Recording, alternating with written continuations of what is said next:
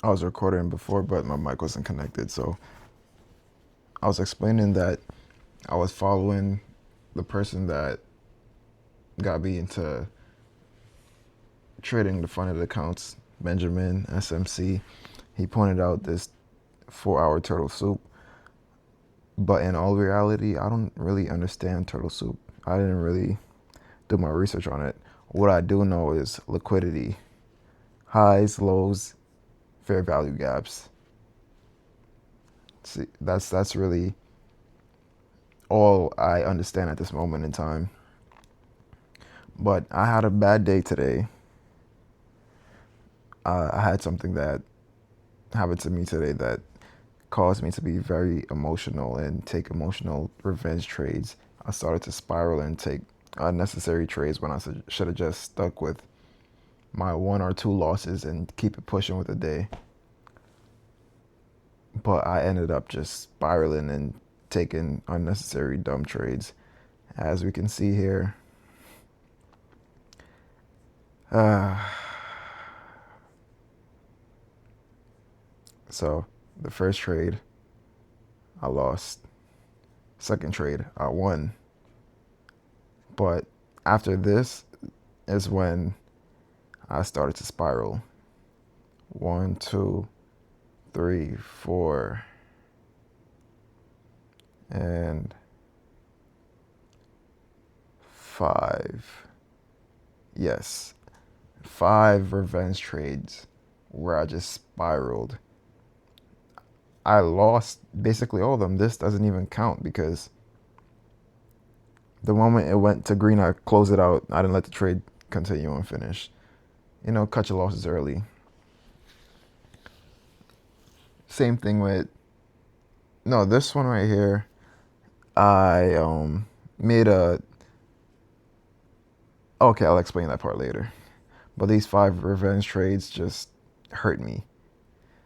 I was really down at the time, and you know, I got my emotions involved, and that led me to this point. But I started to like really think to myself and calm myself down and remind myself to not have emotions in this. You trust your process, you trust your playbook, you trust your strategy, right? No second guessing. Cool. If you lose a trade because you entered too early, go back, rewatch, see where you went wrong, and make adjustments from there. But making rash decisions based on your feelings is no good. You're doing bad for yourself if that's the case. And this is the journal entry that I have for today.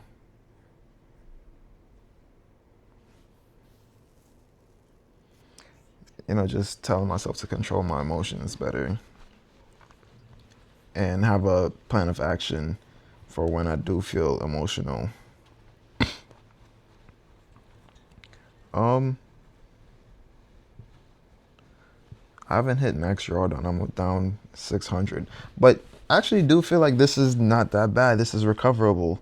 Like I can come out of this. Like I really could come out of this. I need to develop my playbook. That's what I really want to do, but I'm not sure. I was watching another video by, I can't remember the guy's name, but what he was showing was he was showing ranges, right? And price is gonna accumulate in those ranges, and depending on the range, depending on where, which side of the range the candle closes is going to be the direction the market goes, right? I I had it marked out earlier. Let me see if I could find it. If I could redraw it. Like he had a range, right?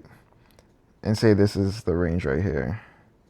Candle will break out, and then he'll wait to see what the next candle does. This candle, if it has like a no wick at the bottom, well, a small wick, that means, hold on, no, hold on. It's if it has a small wick at the bottom, I mean a long wick at the bottom, that means price has the probability to go down and fill some orders there and then move up. Wait, maybe I'm getting it wrong. I can't remember because I just remember it made sense because price is moving through the range. It breaks the range. It creates a fair value gap. And it uses that fair value gap as support or resistance to go the direction that it wants to go. I'm pretty sure. Okay, I need to just go back and look then because I'm losing it. Oh, a pattern that I recognize is 1, 2, 3, go. So if price comes down, makes a low or a high, goes up, comes back down and touches that same low or high, I could enter a trade from here and ride it go up. So this would have been like if I enter the top here and stop loss at the bottom of this, like so, and I put maybe a 1.5. That would be a solid trade. Like this is a setup that I like to trade. I have it labeled as a two touch. Like it creates a high or low, moves away from it, comes back and touches it again, and then I can enter my trade. I don't know. I like to see that setup. That setup is so beautiful to me. Like it's so easy for me to understand. So see exactly, up, down, comes back up again, and it goes down. Like it's whenever I see that setup, it just makes me happy because I would probably wait a little bit until I see fair value gap open. Not well, yeah, this wouldn't really be a crazy fair value gap, but I'd probably enter here. Um, Stop loss above, and then 1.5. Yeah, like this is my setup. This is what I like to trade. This right here, that 1, 2, that double touch, two touch. I like to see that. So I'm gonna base my playbook off of that one setup right there, that two touch. I can't remember what they call it, but I just call it a two touch. Come down, create that low, go up, come down, create that low. See, okay, there it is. So whenever it creates the first low, it goes back up and it comes back down and touches it. I look for like the liquidity sweep right here, that candle. Like I said, liquidity is what I can recognize the most. See, this would be a crazy trade. Like anytime I see the liquidity sweep, then I'm probably gonna go for 2RR. But if it's like what this was over here, like yeah, it's a liquidity sweep, but the candle isn't as long. So I wouldn't really go for it. It's when the candle like really sticks out and shows. This isn't valid for me. This right here, this looks like manipulation. That's crazy long. That's too long. But this is perfect. It goes, takes Asia's lows, goes up to almost take Asia's high, but it's pretty good. Can I find another one before I end this? Yeah, 1, 2. Huh. See, there is no liquidity sweep, but it touches that point that I'm looking for. Probably enter in here. Stop loss right above. And then 1.5 because I don't see a long wick. Feel me? Ooh, inverted fair value gap. Nice. That would have been I don't think I would have even noticed that if I was live trading because I probably would have been all good with what I have here. But that inverted fair value gap takes that out. That would have been perfect. Then it accumulates a little bit, builds more liquidity, tests the middle of the FVG, and skyrockets. Oh my God, that is a beautiful setup. I'm going to start to draw up my playbook based on this video that I'm making right here. I'll see how things go if I can remember everything I'm saying right now. There is a pretty decent wick, so I would probably go 2 RR. Yeah, that's a beautiful setup.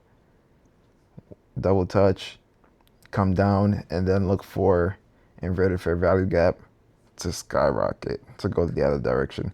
If there is no inverted fair value gap, like, see over here, there's none, I'll just take the 1.5. So, number 1, liquidity sweep with a nice wick, and then inverted fair value gap. I guess this would count as well. Come down, sweep, go up, retest whatever is over here, go up again. What would that look like? Oh, like I said, that's a long wick. I'd probably go 2.5. I mean 2.0, but as we can see, that would have taken a while to get there. Yeah, this would have been a long trade. And what time? This was, the end of New York session. Well, midpoint of New York session. It would hit my take profit in London session. Risky. So another thing for me to know is at the end of New York session, just take a 1.5. If it goes even higher, at least you take profit and go about your day. It wouldn't even take 1.5.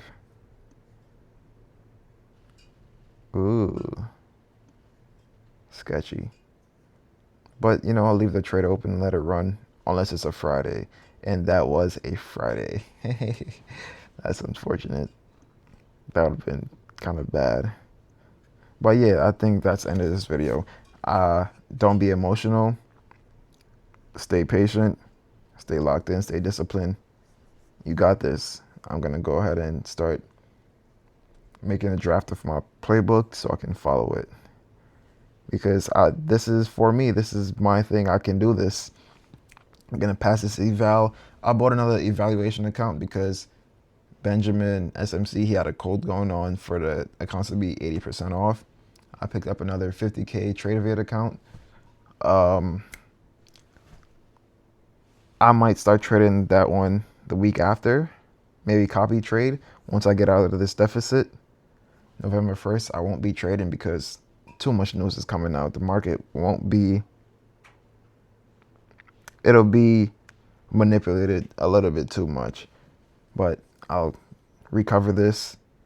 After I recover this next week, I'll be good to go.